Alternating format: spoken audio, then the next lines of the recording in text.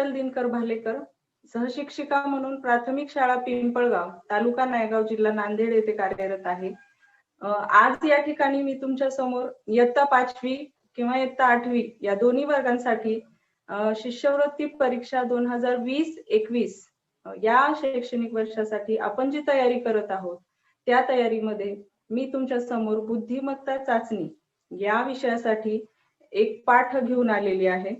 तर पहिल्यांदा मी हे तुम्हाला सांगू इच्छिते की स्कॉलरशिप या विषयामध्ये पाठ भाग 2 या पेपरसाठी बुद्धिमत्ता चाचणी हा विषय आहे.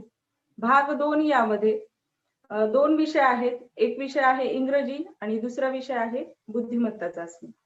तर मी तुम्हाला प्रश्नसंख्या आणि गुण सांगते की या प्रश्नसंख्येच्या आधारावर आपण तितका अभ्यास आणि त्या मार्कावाईज त्याला वेटेज द्यायचं आपण ठरवलं पाहिजे.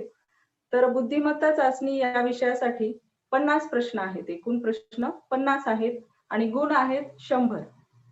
तर तुम्ही बघू शकता इंग्रजी या विषयासाठी आहे 25 प्रश्न आणि बुद्धिमत्तेसाठी आहेत 50 प्रश्न. म्हणजे जास्ती वेटेज आपल्याला बुद्धिमत्ता चाचणी या विषयासाठी दिलेला आहे. 50 प्रश्न आणि 100 गुण. प्रत्येक एका प्रश्नाला 2 गुण आहेत. तर मी या ठिकाणी तुम्हाला विद्यार्थ्यांना सांगू इच्छिते की बुद्धिमत्ता चाचणी हा विषय थोडासा वेगळा वाटतो. मराठी, गणित, इंग्रजी हे आपल्या अभ्यासक्रमातले विषय असतील, पण थोडस बुद्धिमत्ता चाचणी म्हटलं की विद्यार्थ्यांना वाटतं काहीतरी अवघड आहे त्यामध्ये. पण अवघड असं काहीच नाही. ही गोष्ट तुम्ही मनातून अगोदर काढून टाका की बुद्धिमत्ता चाचणी हे थोडंसं कठीण वाटते, असं मी माझ्या विद्यार्थ्यांकडून सुद्धा ऐकलं फक्त. पण जेव्हा तुम्ही अभ्यास करायला लागाल त्याच दिवसापासून तुम्हाला वाटेल की हेच खूप सोपं आहे, हाच विषय माझा परफेक्ट होईल. तर बुद्धिमत्ता चाचणी म्हणजे आपण आपल्या बुद्धीचा कितपत वापर करतो किंवा किती अचूकतेने वापर करतो याचीच ही परीक्षा आहे. तर बुद्धिमत्ता चाचणी या विषयामध्ये पाठ क्रमांक 1 आहे आकलन. पाठ क्रमांक 1 आहे आकलन. तर आकलन म्हणजे काय हे अगोदर आपण समजून घेऊया, कारण आकलन हा शब्द थोडासा अपरिचित असतो विद्यार्थ्यांना. आकलन याविषयी मी तुम्हाला थोडीशी माहिती सांगते, तुमची संकल्पना थोडी क्लिअर होईल. तर आकलन हा जो शब्द आहे, तर आपण जी विविध माध्यमातून, वेगवेगळ्या स्रोतातून किंवा आपल्या दररोजच्या जीवनात सर्व व्यक्तींकडून आपण जी माहिती ऐकतो, जे बोलतो, ज्या माहितीपासून आपण मनोरंजन सुद्धा करतो, त्या सर्व माहितीचा आपण किती चांगल्या प्रकारे वापर करू शकतो किंवा ती माहिती आपण किती अचूकपणे ऐकलेली आहे, हे सर्व आपण आकलनाचा भाग आहे.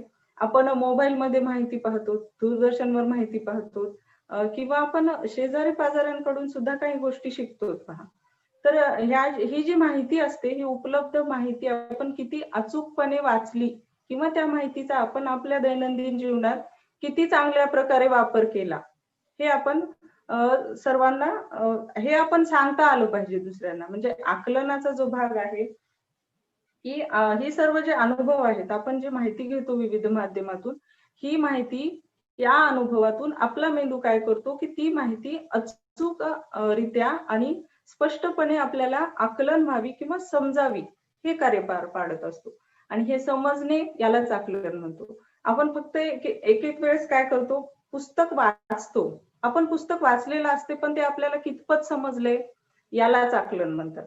आपण ते समजपूर्वक वाचलं पाहिजे. आपल्या अध्यापनात एक शब्द आलेला होता पहा, समजपूर्वक वाचन. म्हणजे आपण ती माहिती किती अचूकपणे वाचली याला सुद्धा तितकंच महत्व आहे. तर आकलन या घटकाचा घटक ठेवण्यामागे उद्देश काय आहे, तर विद्यार्थ्यांना एखादा भाग किती चांगला समजतो किंवा त्या तिथं दिलेल्या सूचनांचं पालन विद्यार्थी किती चांगल्या प्रकारे करतो, हे सर्व तिथं नमूद केलेलं असतं आणि त्याचीच ही परीक्षा आहे. विद्यार्थ्यांना तो घटक कितपत समजला, विद्यार्थ्यांची आकलन क्षमता तपासण्यासाठी हा घटक आहे. तर तुम्ही विद्यार्थ्यांनी गोंधळून जायचं नाहीये, फक्त तुम्हाला अचूकपणे एखादा प्रश्न वाचायचे आणि अचूक उत्तर आपल्याला निवडायचे. तर आकलन क्षमतेच्या आधारावर काही घटक आहेत. आकलनामध्ये 3 घटक आहेत. तर यामध्ये पहिला घटक आहे सूचना पालन.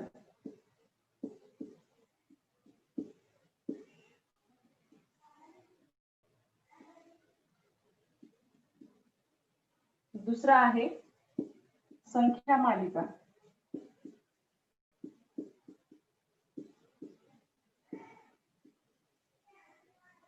आपण पहिल्या घटकाकडे जाऊया, सूचना पालन. सूचना पालन म्हणजे काय? आपण वर्गात सुद्धा आपल्या शिक्षकांच्या सूचनांचे पालन करतो. तंतोतंत पालन करतो का? तर हे पालन जे करतो आपण, त्या पालनाच्या कृतीच्या आधारेच आपली आकलन क्षमता किती आहे हे समजलं जातं. सर वर्गात सांगतात की विद्यार्थ्यांनो शांत बसा. शांत बसा हे सांगितलं सरांनी, आपल्याला ऐकू पण आलं, पण काही वेळाने आपण ते विसरतो किंवा ते आपल्याला आकलन झालेलं नसते. विद्यार्थ्यांचा आवाज चालूच असतो काही विद्यार्थ्यांचा, म्हणजे ती सूचना त्यांनी पालन केलेली नाहीये. तर सूचनेचं पालन व्यवस्थित आणि तितकंच अचूकरित्या व्हायला हवं, त्याचा अर्थ विद्यार्थ्यापर्यंत पोहोचता यावा, हे या सूचना पालन या घटकामध्ये सांगितलेलं आहे. तर आपल्याला 5वी शिष्यवृत्तीसाठी सूचना पालन या घटकामध्ये ज्या काही सूचना केलेल्या आहेत, त्या सूचनांचं विद्यार्थी कितपत पालन करतो, किती अचूकपणे तो प्रश्न तो सोडवतो, याची तपासणी या ठिकाणी होणार आहे. तर सूचना पालन मध्ये पहिला घटक आहे, त्यामध्ये काही उपघटक सुद्धा दिलेले आहेत की कशाच्या आधारावरती प्रश्न असतील. तर प्रश्न असतील मराठी वर्णमालेवरती,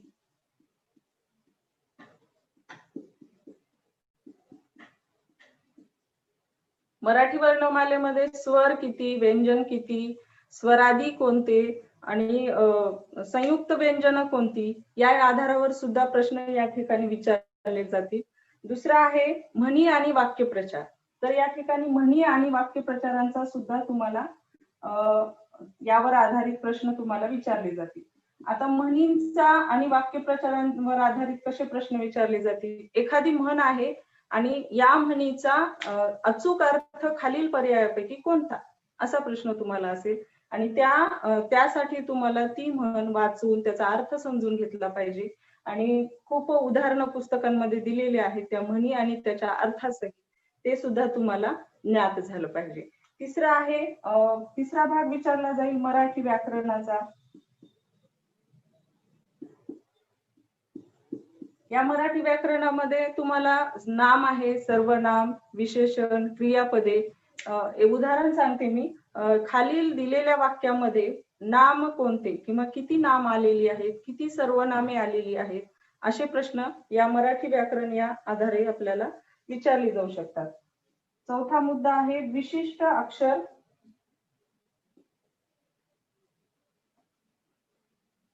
एखाद्या वाक्यामध्ये विशिष्ट अक्षर किती वेळा येते, अक्षर मोजणे.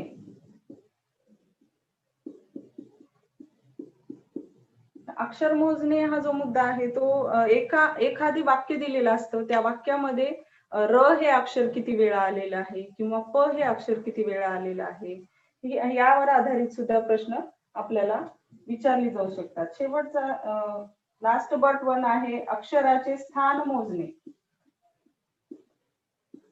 अक्षराचे स्थान मोजणे.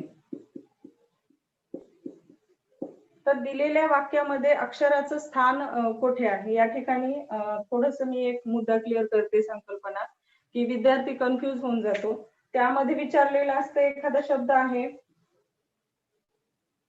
विचारपूस.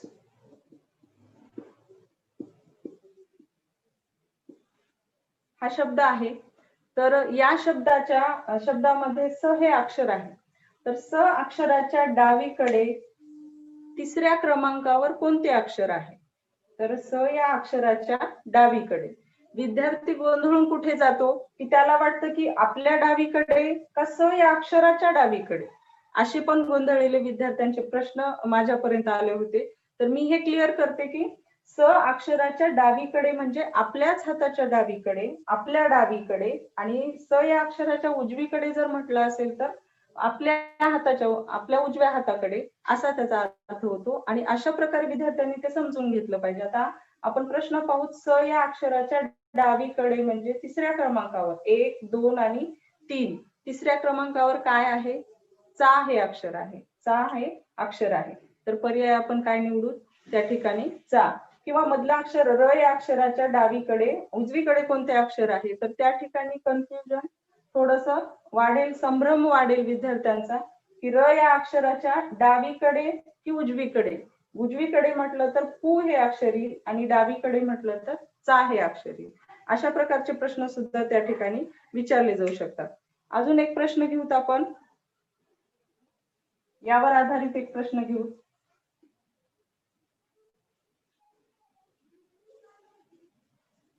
मुसळधार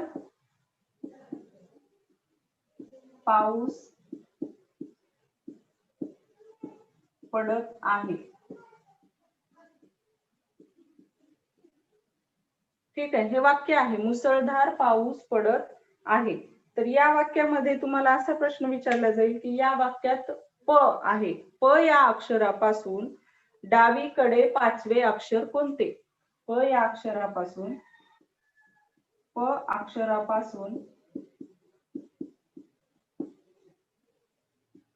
डावीकडे पाचवे अक्षर कोणते?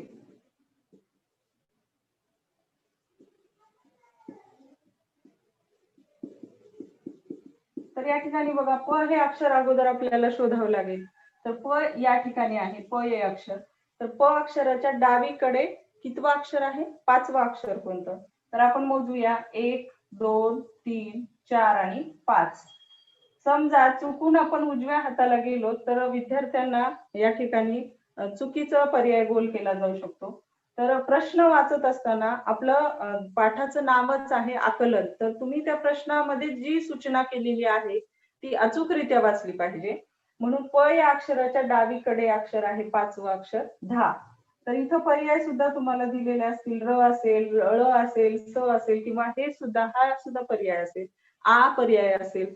तर विद्यार्थी गोंधळून जाऊ शकतो. गोंधळून न जाता प्रश्न तुम्ही अचूकरित्या वाचा आणि त्या प्रश्नाच्या आधारे तुम्ही ते उत्तर सोडवलं जाऊ शकते. आता मी तुम्हाला अजून एक प्रश्न घेते की सूचना पालन या घटकामध्ये काही अक्षरे दिलेली असतात आणि त्या अक्षरापासून अर्थपूर्ण शब्द तुम्हाला तयार करायचा असतो. या ठिकाणी अक्षरे आहेत दे, व, ह, स, श आणि न. तर ही अक्षरे दिलेली असतात आणि या अक्षरापासून अर्थपूर्ण शब्द बनवा. या अक्षरापासून अर्थपूर्ण जो शब्द बनेल त्या शब्द, आता कन्फ्युजन बघा, एकाच प्रश्नामध्ये दोन प्रकारचे प्रश्न विचारले जातील. तर विद्यार्थी काय करतात, पहिला प्रश्न वाचतात आणि त्याच्या समोरचा प्रश्न थोडासा विसरला जाऊ शकतो. मी प्रश्नच पूर्ण लिहिते. या अक्षरापासून अर्थपूर्ण शब्द बनवा.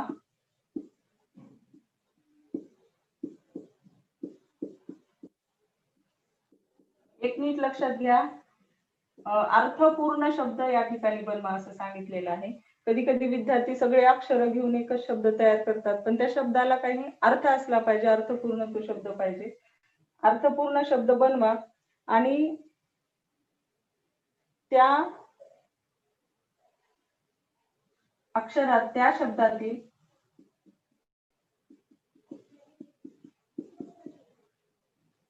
दुसरे व पाचवे अक्षर घेऊन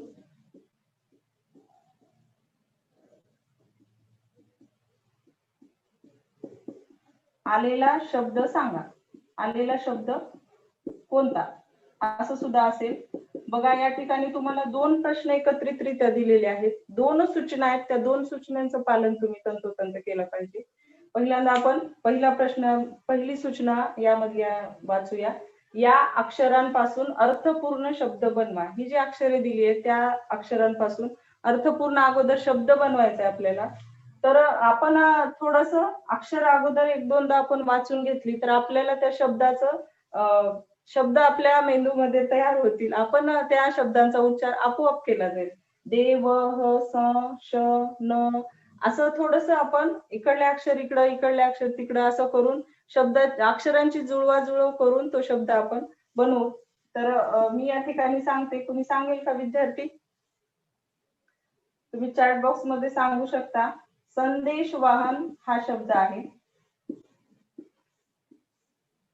संदेश वहन म्हणजे माहितीचं देवाणघेवाण होणे किंवा माहिती एका ठिकाणाहून दुसऱ्या ठिकाणी जाणे.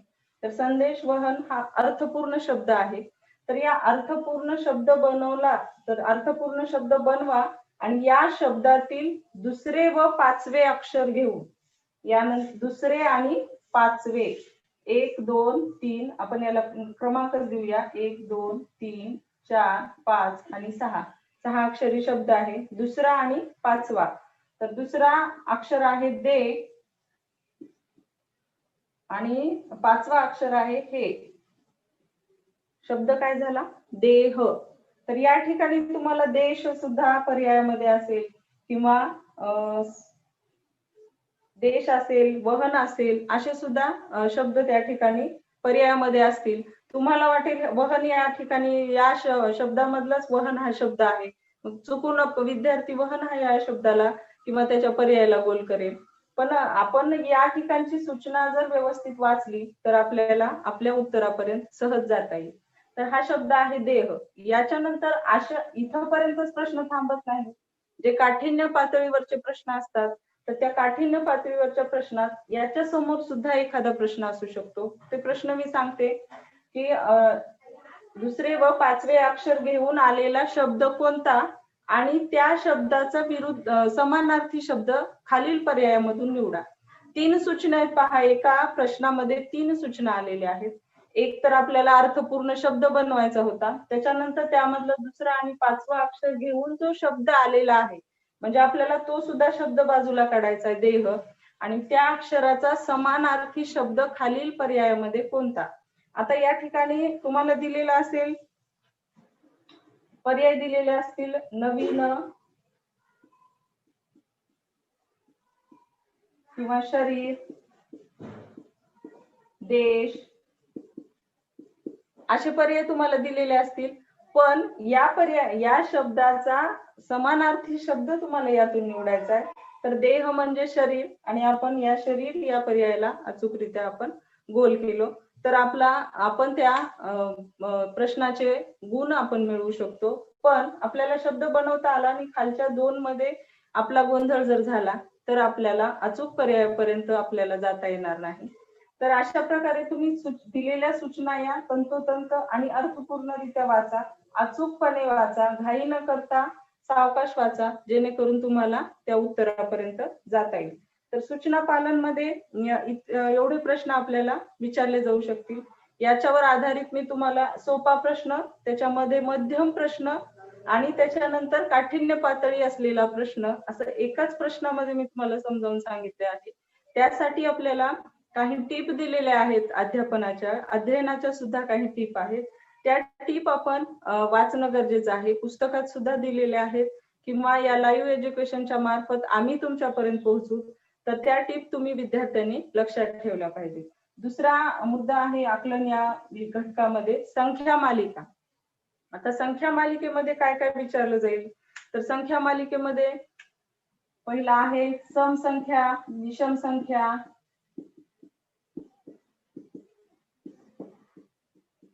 तर संख्या मालिका म्हणजे काय तर अंक दिलेले असतील एका सरळ रेषेमध्ये किंवा 1 2 3 4 अशापैकी संख्यांची मालिका दिलेली असेल किंवा मग पटीतल्या संख्या दिलेल्या असतील 2 4 6 8 आणि त्यावर आधारित तुम्हाला प्रश्न विचारले जातील. पटीतल्या संख्या असतील किंवा वर्ग संख्या असतील, घन संख्या असतील अशा प्रकारे परत 10च्या पटीतल्या संख्या सुद्धा दिलेल्या असतील आणि त्यावर आधारित प्रश्न तुम्हाला विचारले जाऊ शकतील. सम संख्या, विषम संख्या किंवा 2 ही संख्या आहे, 2च्या लगतची समसंख्या कोणती तर तुम्हाला लगतची समसंख्या या संख्या मालिकेचा आधार घेऊन सुद्धा सोडवता येईल. दुसरा घटक आहे यामध्ये तुम्हाला अंक दिलेले असतील, अंकापासून संख्या तयार करा. अंकापासून संख्या तयार करणे.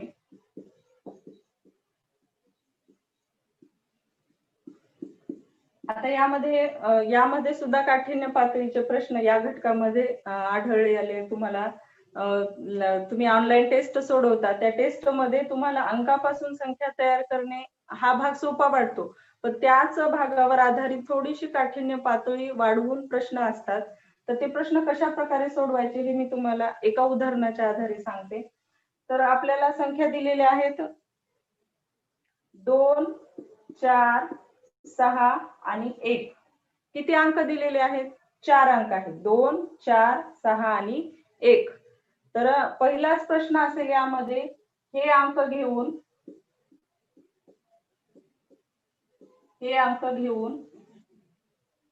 5 अंकी संख्या तयार करा.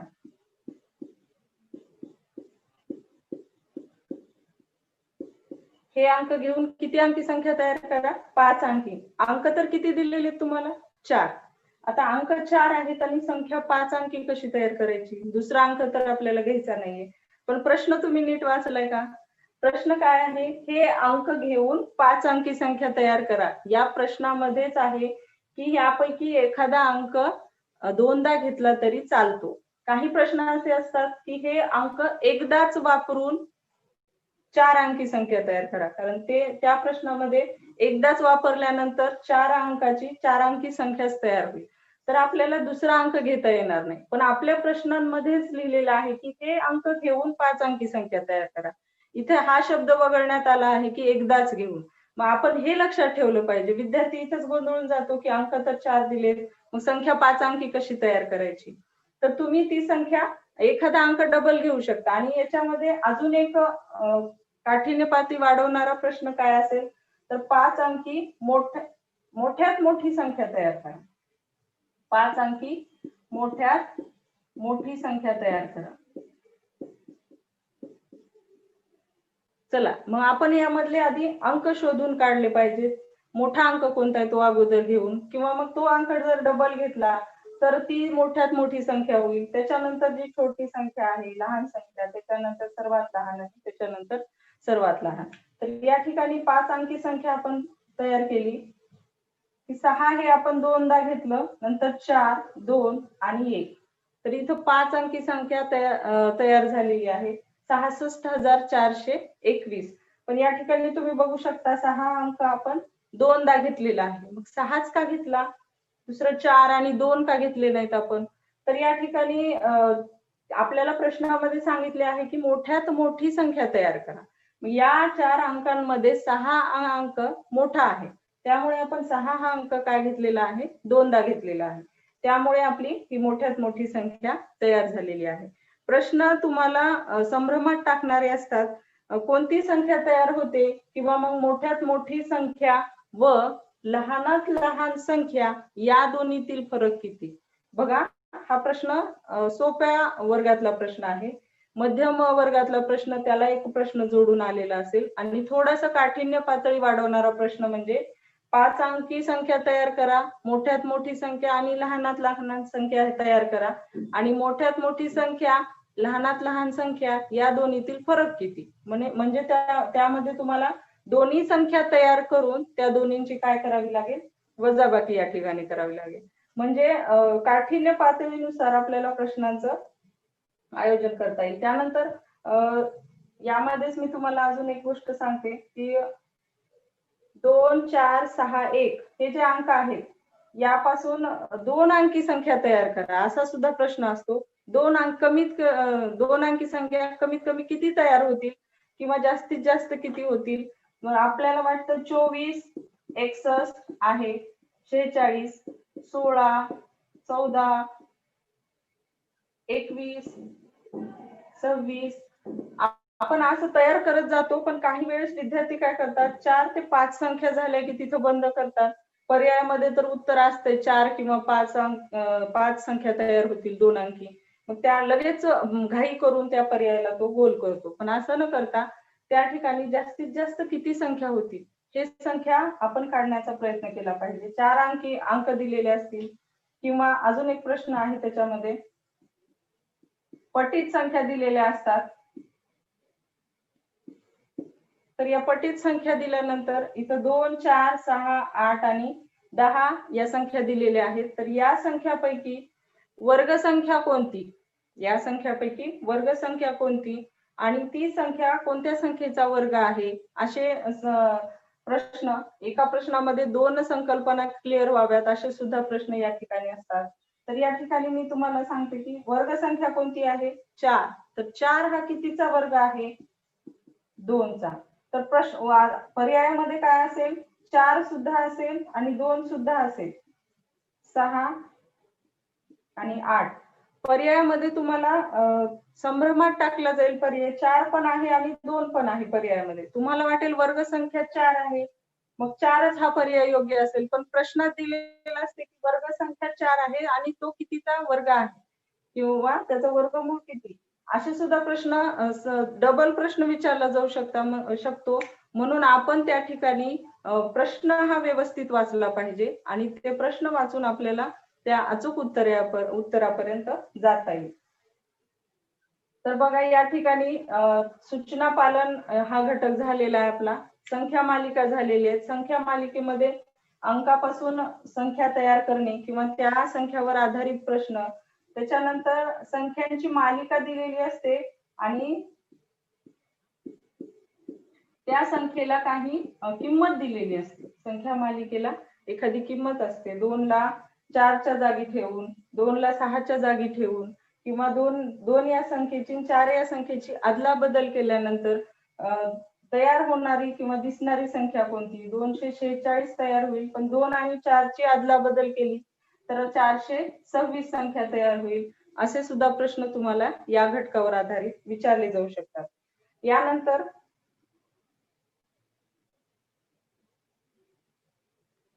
हे झालं सूचना पालन आणि संख्या मालिका. यानंतरचा तिसरा घटक आहे इंग्रजी वर्णमाला. आकलन या घटकामध्ये इंग्रजी वर्णमाला सुद्धा यावर आधारित प्रश्न तुम्हाला विचारले जाऊ शकतात. इंग्रजी वर्णमाला आधारित 26 अक्षर आहेत इंग्रजीची, तर त्या ठिकाणी 5-5 अक्षरांचे गट केलेले असतील. जसं की ABCDE, FGHIJ 5-5 अक्षरांचे समूह केलेले असतील आणि त्याला अंकाची मदत घेतलेली असेल आणि यावर आधारित सुद्धा प्रश्न असतात की डी ची किंमत जी च्या किमतीपेक्षा कितीने जास्त आहे, कितीने कमी आहे, किंवा दोघांची मिळून बेरीज केली तर त्या बेरजेच्या जागी कोणते अक्षर असेल, इंग्रजी अक्षर कोणते असेल. या प्रकारचे प्रश्न सुद्धा इंग्रजी वर्णमालेमध्ये तुम्हाला सांगितले जाऊ शकतात. तर हा मी आकलन या घटकावर शिकवलेला भाग सर्वांना समजलाच असेल आणि मला तुम्ही ऐकून घेतलात, त्याबद्दल मी सर्वांचे आभार मानते. आणि नंतरच्या पुढच्या सेशन मध्ये आपण नक्कीच भेटू या YouTube चॅनलवर. तेव्हा धन्यवाद सर्वांचे.